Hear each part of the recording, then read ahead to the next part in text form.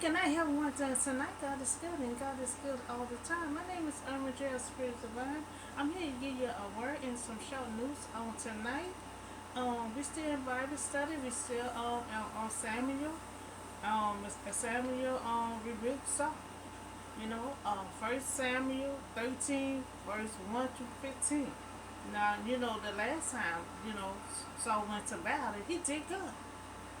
But I guess the position and power sometimes gets to people's head and give them too much pride, and he let his head swell up and want to do things on his own. Well, we're gonna see how that gonna work out. So Saul was 30 years old when God went and Samuel anointed him as king before he became to be king, and he ran over Israel for 42 years.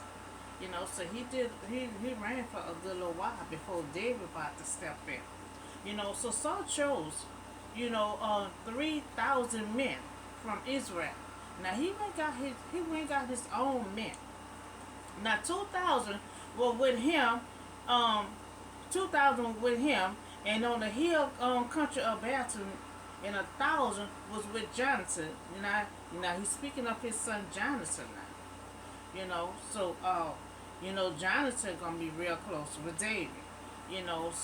Gabriel and Benjamin, the rest of the men that he sent back to their homes. So he got men for himself. And then he had 1,000 men that were with his son Jonathan. So Saul chose for himself, 3,000 men of Israel, and 1,000 was with Jonathan. Now this is the first time, that he mentioned Jonathan. Because, when he first started out, when God had first saw him out, he was just a young boy, And he said nothing about he had any kids. So this is the first time we hear of Jonathan. So Jonathan attacked the Philistine outpost at Gabriel, and the Philistine heard about it, and then Saul had the trumpet blow throughout Israel. Now when he started doing this, now he went to battle the last time. Now all of a sudden he blowing trumpet. And that's gonna be something to Israel. They on Moses never did that. Joshua never did that. So all of a sudden he blowing the trumpet for the Israelites to hear. To the land and said, let the Hebrew hear. So all the Israel heard, the news that Saul had attacked the Philistine outpost, but now Israel had become obnoxious, to the Philistine, and the people was summoned to join Saul and Gad. So Jonathan attacked, and destroyed the Philistine outpost, but Saul took all the credit. Now his son did all the hard work, attack the Philistine. But here comes Saul. Saul want to take all the credit. He want to get all the credit. So Saul growing, pride. So he getting pride. He started out small. Remember he was obnoxious. He was shy. When Samuel met him, Samuel had said he just an ordinary boy. But now all of a sudden, he a king. He go to the high place now. He eating chicken and thigh. So the power is now getting to him now. So the battle that was won by his son, left unlocked, his pride grew into an ugly obsession. Cause down the line he gonna be like that with David. He gonna be obsessed over David. He gonna have pride. He gonna have jealousy and everything else. So the Philistine assembled to fight Israel with 3,000 carriers and 6,000 carriers and soldiers in numbers at the sand on the seashore. So they went up and camped at the east of Bethel.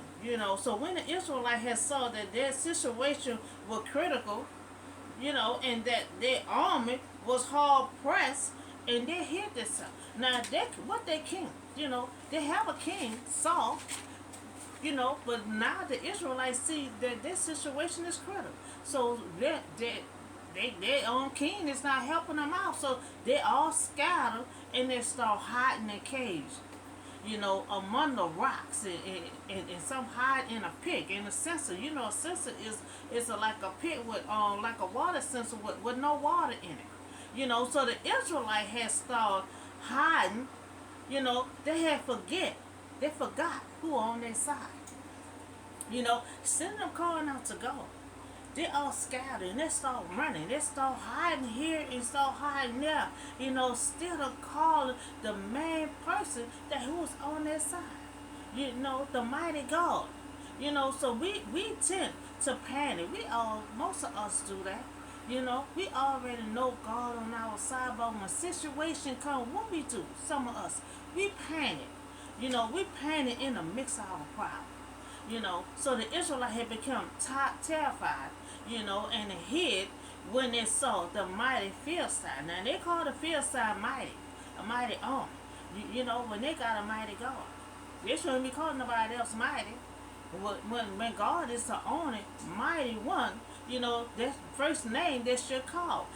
So they forgot that God was on their side and that He could have been defeated. They could have been defeated. But as we face our problem and temptation, focus. We need to focus our attention on God, that He is our resource.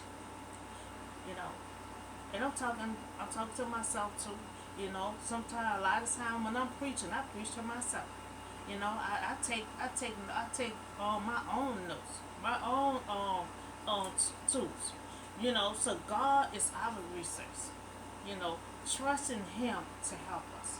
I know I run to God all the time. Sometimes God might get tired of me. I always call Him.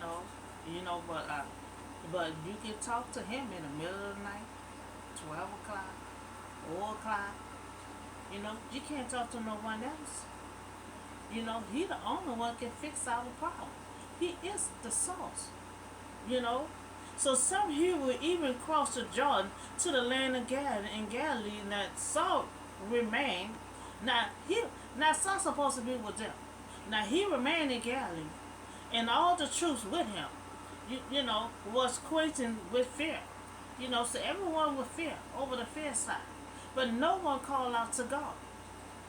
And that's what I had said yesterday. God is the only true king that you need.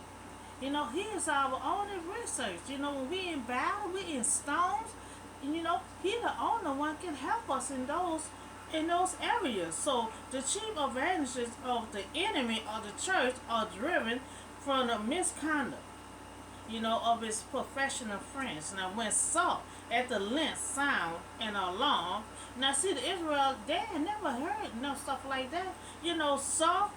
Saul sounding the alarm, remember, blowing the trumpet, and the people were dissatisfied. So the people were dissatisfied with his management. They blowing the horn for them to run, to him, and they're terrified. They're like, well, what kind of management is this? So they were terrified by the power of the enemy and did not come, did not go to God. He waited 7 days, to the time set by Samuel. So he waiting for Samuel. And Samuel normally always come at a set time. So he waited for 7 days for Samuel set time, but Samuel did not come, and Saul men began to scatter. So his men that he had with him, they got tired of waiting. So they started scattering. So Saul and his men waited on Samuel's set time, but Samuel did not show up. And when Saul's men started leaving, so he said, bring me the burnt offering, fellowship offering. And Saul offered up the burnt offering. Now what the burnt offering had to do? Instead of him waiting on Samuel, he's taking matters into his own hands. He started doing sacrifices, and see, he's not going to be doing it correctly. Samuel's going to let him know you're doing it wrong. So rather than waiting for the priest, Samuel, Saul offering, sacrificing himself. This was against God. This was against God's law. and against the specific instruction of Samuel. So under the pressure, from the approach of the Philistine, he took matter into his own hands. Disobeying God, and he was doing a good thing offering. Now Samuel said, "You were doing a good thing by offering, to God, in this critical battle, but he did it in the wrong way." It's a certain way that you have to do this when you're sacrificing to God. And Saul and his men was to wait. They were supposed to wait on Samuel, but he started sacrificing and doing things on his own and did it incorrectly. Just as he finished making the offering, then Samuel arrived. So Samuel was supposed to arrive 7 days ago at his set time where he always, do, but he did not come on the seventh day, and so Saul started doing things on his own. Start doing things on his own. Now, just as he finished sacrificing, making an offering, Samuel arrived, and Saul went out to greet him, not knowing Samuel about to start fussing at him. So now Samuel arrived and said, "What have you done?" He asked him, "What have you done?" Now Saul replied, "When I saw that the men were scattered and that you did not see," he got all kind of excuses. "My men started scattered. You ain't never showed up. So I just started doing the best thing that I could do. Start sacrificing for God. So and that the Philistines were assembling at them. So most of the time they sacrifice to God before they go into battle. But I thought now the Philistine would come down against me in favor, so I felt compelled to offer the burnt offering."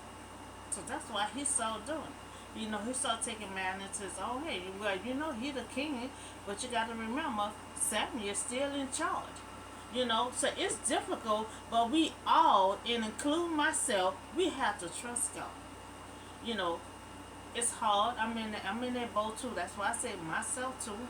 A lot of time I'll be taking on my own tools that I be giving to y'all. So when we feel like our resources, is slipping away, and when Saul felt that time was running out, you know, he became impatient with God's time. And a lot of us like that. We say the time is too long.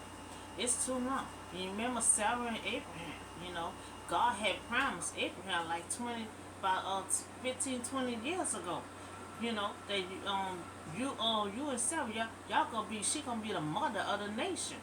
And see, 20 years passed, she never had conceived a child. So she took matter in her own hands because she said the timing is just too long, and it never happened. And a lot of time, sooner we about to give up and do things, take things in our own hands, then God show up. That's why they say, David had said in one of them songs, Psalm 27, wait on the Lord. Wait on the Lord, because sooner we about to do things our way, that's when God show up. He either show up or he'll show out.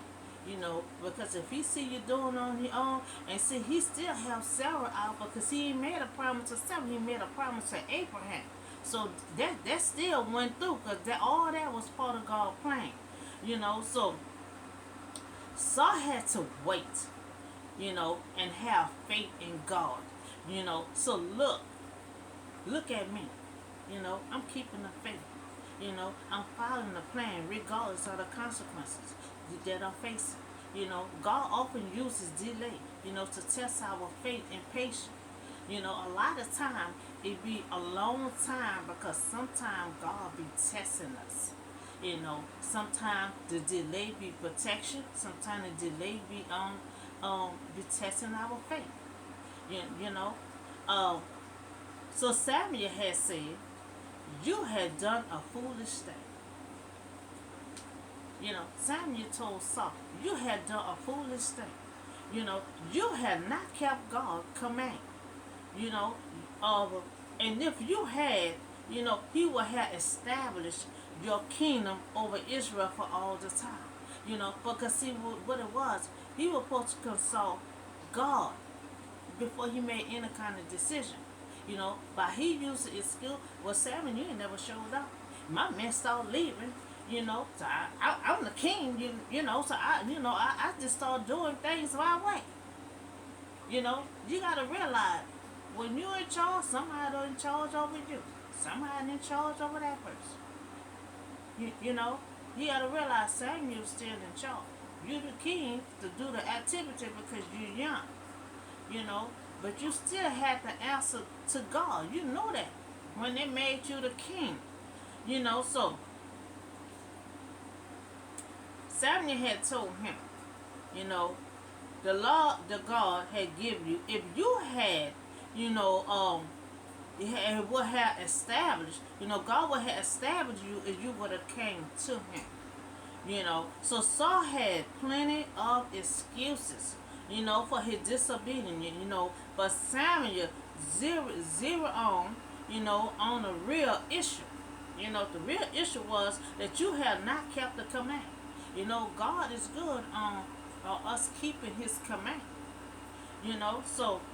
But now your kingdom, man, after his own heart, your kingdom, after his own heart, God had appointed a ruler, of his people. So God already had found somebody already because you have not kept the law command. So then Samuel had left Galilee and went up to Galilee and Benjamin, and Saul counted the men who were with him, and they number about 600. So Saul had chose 3,000 men for himself. Not even trying to look for the Israelite, because the Israelites scattered all over because he was nowhere to be found. He was still in a whole nother city. And God meant and went his way. And he got to realize you is a king to protect the Israelite. So the Israelite had to scatter here and there, hiding in cages, hiding on big old rocks, hiding in censers, the pit.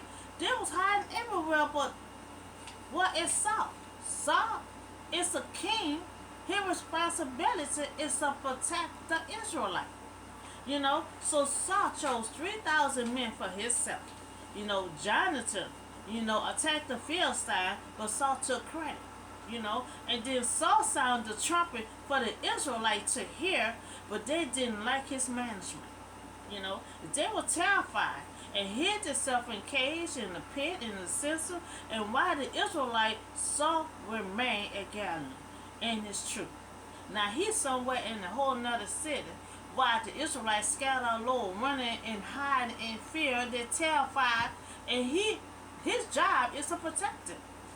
But now he is waiting on Samuel set time. And he got tired of waiting and started sacrificing the wrong way, Samuel said. Now sometimes we can jump ahead of ourselves, but we have to wait on God. A lot of time I kept on saying to myself, I'm about to do this way today, and I never do. Because we have to wait on God. The best way is to follow his path, is to wait on him and his instruction. So he started doing things his way. The Israelite is not used of a leader, king, sounding a trumpet for them to hear, to run to him. The Moses and Joshua, they never did that.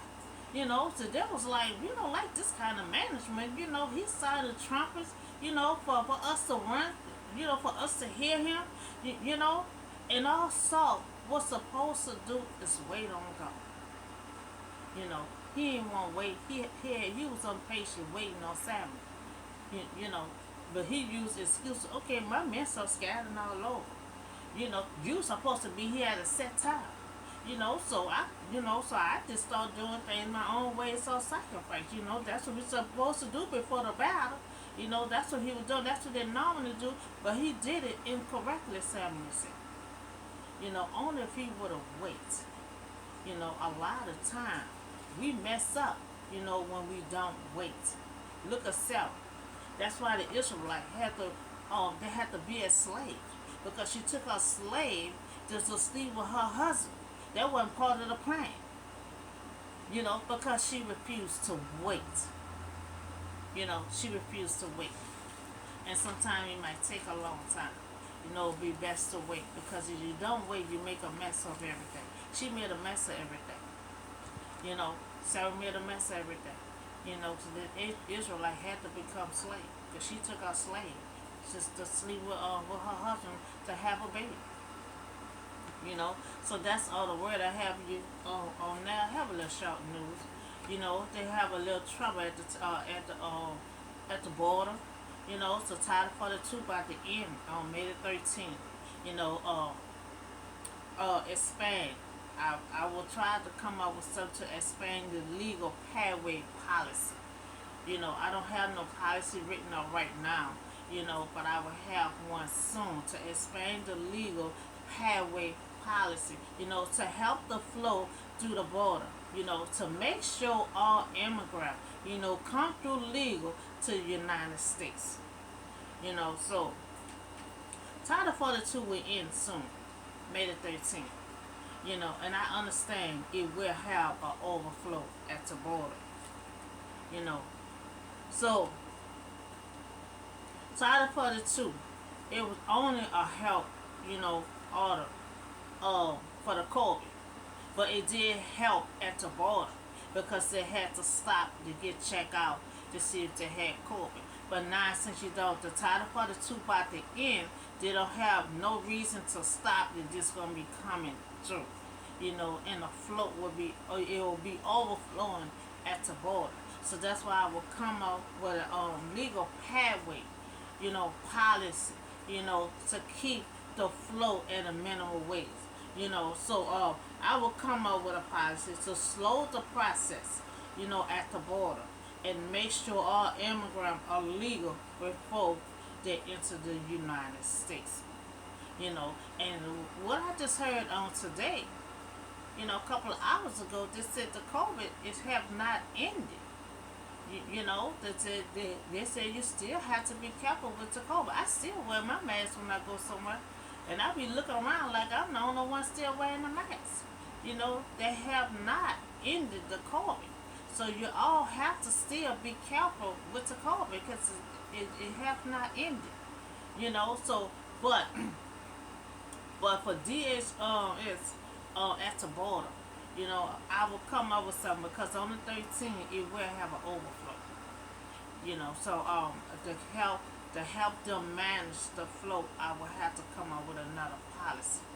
The policy Title 42 was just a policy for to get checked for COVID. So we talk about Samuel and Saul. Saul is king. He was 30 years old when God had sought him out to be the king over Israel. And he reigned over for like 42 years. He been over the Israelite, and that was pretty fast. And he was doing good. So far up until now. He started to have pride. He started being big headed. Because he a king. He got power. He go to the high places eating thighs and chicken and everything. So he felt like he had a point that he felt like he don't have to answer to no one. And so when he got made king, he knew he had to still answer to God to how, to get direction on how to protect the Israelites. His responsibility to take the Israelites. So when they go into battle, Israelite one way, he somewhere else in another city, but blowing the trumpet where the Israelite didn't like his kind of management. And so Samuel had said, you done a foolish thing. Because you do stuff on your own. Okay, it's a good thing. He says it's a good thing that you sacrifice it to God. That's what they normally do before battle. But Samuel said you did it incorrect. You did it the wrong way. So Samuel had told him God already saw someone heart to have someone else because his job was to protect the Israelite, and the Israelite got terrified. They start scattering all over, hiding in cages and everything. And so I just talked to you about Title 42 about the end May the 13th, and it will have a real overflow at the border. So I will come up with a policy, explain the legal pathway policy, at the border, you know, to help the flow, be more management at the border, so it won't be overflowing, because they said they would have to get like 1,400 security at the border, so that's a lot, because they know on the 13th, they have many at the gate now, but it's gonna be more immigrants at the gate on May the 13th. So they need a little help with all the immigrants that are gonna be coming through. Because they still have to be legal. They still have to be legal before going to the United States. So I will be writing up a policy that will help at the border. So that's all the word in the news that I have for you tonight. And I see y'all on the next video. And remember, y'all still be careful with the COVID, because what I heard today, 2-3 hours ago, they say the COVID has not ended. So y'all still be careful. Still bring a mask with you in certain areas. That's what I do. If you're in a closed area among a lot of people, I keep the mask on. But if I'm walking, if I'm just by myself, a lot of time I don't have it on. But pretty much I'm always wearing my mask when you're in a closed space or you're around a lot of people. You still have to, they say you still have to be careful. So be careful. Don't think the COVID is over with, because they say it's have not ended. So y'all have a blessed night, and I see y'all on the next video.